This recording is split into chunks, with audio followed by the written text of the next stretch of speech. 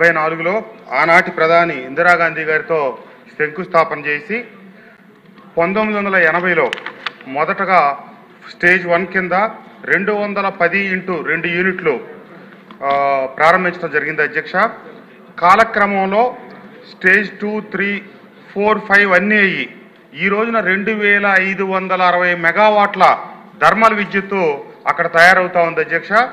దానికి సగటున ప్రతిరోజు 35,000 టన్నులు బొగ్గు వినియోగిస్తా ఉన్నారు అధ్యక్ష.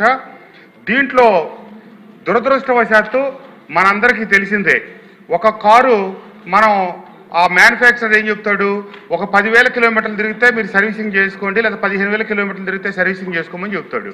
కానీ 1,00,000 కిలోమీటర్లు తిరిగినా ఇంజిన్ ఆయిల్ మార్చకుండా సర్వీసింగ్ చేయకుండా ఉంటే ఆ వాహనం ఏ రకమైన పొల్యూషన్ విడుదల చేస్తుందో మనందరికి తెలిసిన విషయమే. అట్లాగే VTPS గతంలో ఎన్నో ప్రతిష్టాత్మక అవార్డులు తీసుకొని ఏషియాలోని అత్యుత్తమ పనితీరు కనబరిచిన VTPS 45 సంవత్సరాలు పూర్తయిన తర్వాత ఈ రోజున ఏంటంటే గడిచిన 5 సంవత్సరాల కాలంలో జగన్మోహన్ రెడ్డి గారి పరిపాలనా కాలంలో దురదృష్టవశాత్తు ఒక్క రూపాయి అంటే ఒక్క రూపాయి కూడా మెయింటెనెన్స్కి నిధులు కేటాయించక ఈ ఇబ్రహీంపట్నం, కొండపల్లి పరిసర ప్రాంతాలు మొత్తం రావాల్సిన దానికంటే స్వల్పంగా ఎక్కువ వస్తుందని మంత్రి గారు చెప్పారు అధ్యక్ష. మేము రోజు అక్కడే ఉంటాం, ప్రతిరోజు నేను అక్కడే తిరుగుతాను. కొన్ని వందల రెట్లు ఎక్కువ పొల్యూషన్ వస్తూ ఉంది అక్కడ. ఎందుకంటే కాలం చెల్లిపోయినాయి. ఇప్పుడు 45 సంవత్సరాలు అయింది మొదటి 3 దేశాలకు సంబంధించిన 1260 మెగావాట్లు స్థాపించి కేంద్ర ప్రభుత్వ నియమావళి ప్రకారం పొడిగించగా 2025వ సంవత్సరం చివర దాని కాల వ్యవధి ముగిసిపోయింది ఆ 6 యూనిట్లకి. కానీ ఇటీవల కాలం కేంద్ర ప్రభుత్వం మళ్ళీ ఇంకొక 5 సంవత్సరాలకి పొడిగింపించింది. ఇది యూనిట్లు మూసేస్తాం కదా అని చెప్పి మెయింటెనెన్స్ పూర్తిగా మానేశారు. అదృష్టం ఏంటంటే కూటమి ప్రభుత్వం అధికారంలోకి వచ్చిన తర్వాత 119 కోట్ల రూపాయలతో మెయింటెనెన్స్ కోసం లోపల సైలోలు కావచ్చు, పైప్ లైన్లు కావచ్చు, వీటికి నిధులు కేటాయించడం సంతోషకరం అధ్యక్ష. కానీ దురదృష్టం ఏంటంటే చాలా ఇబ్బంది పడుతున్నప్పటికీ ఇంతటి విపరీతమైన పొల్యూషను ఎందుకంటే ఈ 119 కోట్లలో అది నిదానంగా పనులు జరుగుతూ ఉన్నాయి. నాకున్న సమాచారం మేరకు ఇప్పుడు దాదాపుగా 50 కోట్ల రూపాయల పనే జరిగింది.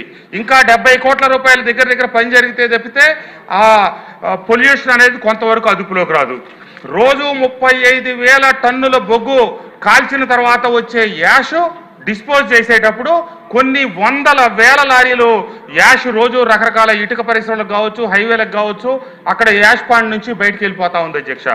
ఈ వెళ్ళే క్రమంలో ఆ లారీల నుంచి కారిన యాషు, రోడ్ల మీద వెళ్ళేటప్పుడు పడిన యాషు అధ్యక్ష దయచేసి బెల్లి కొట్టకండి. ఈరోజు నాకు జ్వరం వచ్చి ఆరోగ్యం బాగోపోయినా మా ప్రాంతం నెత్తి మీద కుంపట్లాగా ఉంది కాబట్టి ఈ సమస్య వచ్చింది కాబట్టి అసెంబ్లీలో నేను దీనికోసం వచ్చాను అధ్యక్ష. దయచేసి టైం ఇవ్వండి. ఇది ఒక్క ఇబ్రహీంపట్నం, కొండపల్లికే కాదు, ఏరియల్ డిస్టెన్స్లో ఈ అమరావతికి కూడా అదే దూరం ఉంది, 5 కిలోమీటర్ల దూరంలో ఉంది. ఇది చాలా ఇబ్బందికరంగా ఉంది. అంతేకాకుండా VTPS యాజమాన్యం అక్కడ స్థానికులకి ఉపాధి కల్పిస్తుంది అనుకొని ఆనాటి పెద్దలు చెనుమోలు వెంకట్రావు గారు, మల్లెల పద్మనాభరావు గారు తదితర పెద్దలందరూ రైతాంగాన్ని ఒప్పించి ఈ భూములు ఇప్పిస్తే ఉద్యోగ అవకాశాలు వస్తాయి, ఉపాధి అవకాశాలు వస్తాయంటే ఏవి రాకపోగా చివరకు మిగిలింది ఏంటంటే బూడిద కాలుష్యం. దీనివల్ల స్థానికులకి చర్మరోగాలు, క్యాన్సర్లు, ఊపిరితిత్తుల సమస్యలు మా ప్రాంతంలో అత్యధికంగా ఇవన్నీ ప్రబలినాయి. 7 ఎఫెక్టెడ్ విలేజెస్ ఉన్నాయి దానికి ఆనుకొని. ఇబ్రహీంపట్నం, కొండపల్లి, మూలపాడు, జూపూడి, కిలేశ్వరం, తుమ్మలపాలెం, అలాగే ఏలప్రోలు, మన గుంటుపల్లి అనే గ్రామాల అధ్యక్ష. ఒకనాడు మొదలెట్టినప్పుడు 15-20 జనాభా ఉంటే ఈ రోజు 150,000 మంది జనాభా ఈ VTPS ఆనుకొని చుట్టూ ఉన్నారు. వీళ్ళు రకరకాల కమిట్మెంట్లు ఇచ్చారు. 5వ స్టేజ్ పబ్లిక్ హీరింగ్ జరిగినప్పుడు సంవత్సరానికి 3 కోట్ల చొప్పున మేము నిధులు సమకూరుస్తాం, స్థానికంగా అభివృద్ధి కోసం CSR నిధులు ఇస్తామని చెప్పి ఇప్పటికి 9 కోట్లు ఇచ్చారు. కొంతమంది పేదలు ఆక్రమించుకున్న భూముల కింద 5 కోట్లు ఖర్చు రాసేసి చేతులు దులుపుకున్నారు అధ్యక్ష. అంతేకాకుండా స్టేజ్ 5 నిర్మాణం జరిగేటప్పుడు నిర్మాణ వ్యయంలోనే 21 కోట్ల రూపాయలు స్థానికంగా మేము ఖర్చు పెడతాం, స్థానిక అభివృద్ధి కార్యక్రమాలకు డబ్బులు ఇస్తామని ఇప్పటికీ చిల్లిగా డబ్బులు ఇవ్వాల. అంతేకాకుండా స్టేజ్ 5 నిర్మాణంలో పెట్టిన ఇంకొక ప్రధానమైన కండిషన్ ఏంటంటే ప్లాంట్ మొత్తం నడిచినంత కాలం స్టేజ్ 5 ప్లాంట్ మొదలైంది పోయిన సంవత్సరం.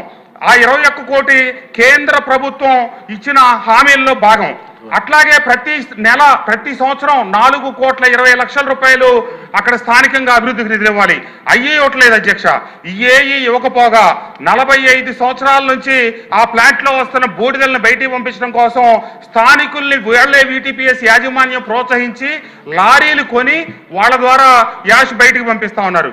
కానీ ఇప్పుడు కొత్తగా జెన్కో వాళ్ళు టెండర్లు పిలిచి 1 టన్నుకి 3 రూపాయలు, 1, 2, 3 కేవలం టన్నుకు 3 రూపాయలు, లారీకి 8 టన్నులు వెళ్తే 8, 3, 24 రూపాయలు చొప్పున వీళ్ళు యాజమాన్యం తీసుకుంటా కాంట్రాక్టర్ మటుకు దాన్ని 2,000 రూపాయలకు అమ్మేటట్టుగా ఇప్పుడు అక్కడ బయట లారీలకి చేస్తా ఉన్నాడు.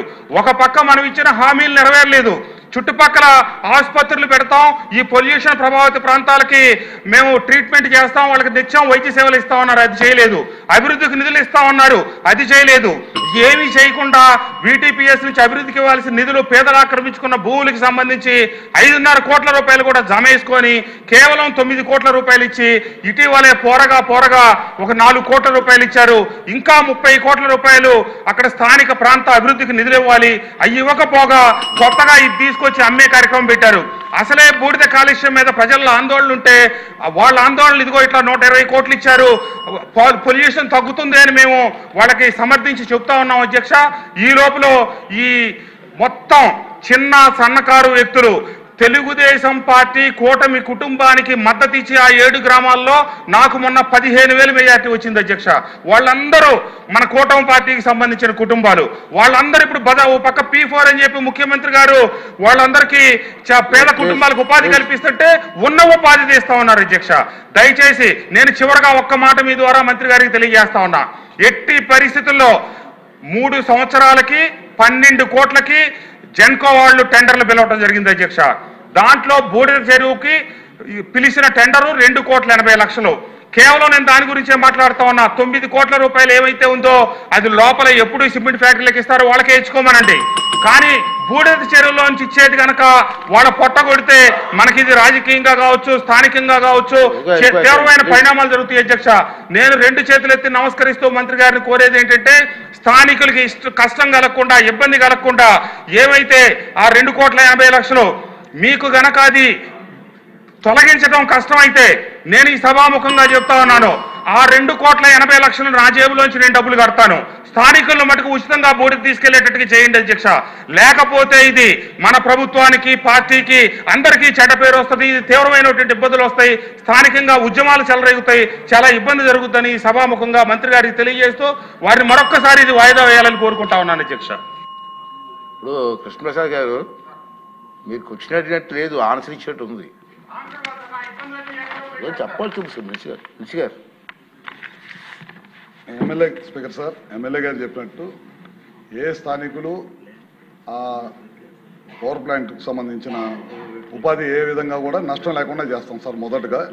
రెండోది సభ ద్వారా ఎమ్మెల్యే గారికి చెప్తా ఉన్నాం సార్, దట్ NTPS మరియు చుట్టుపక్కల పరిశ్రమలు రావడం వల్ల, చుట్టుపక్కల 10 కిలోమీటర్ల పరిధిలో పరిశ్రమలు రావడం వల్ల పొల్యూషన్ దోహదపడుతుంది సార్. అక్కడ 7 గ్రామాల ప్రజలకి కొంతమేరకు పొల్యూషన్ వల్ల ఇబ్బంది పడుతున్న మాట గుర్తించాం సార్. మనం ఏపీ పొల్యూషన్ అధికారులు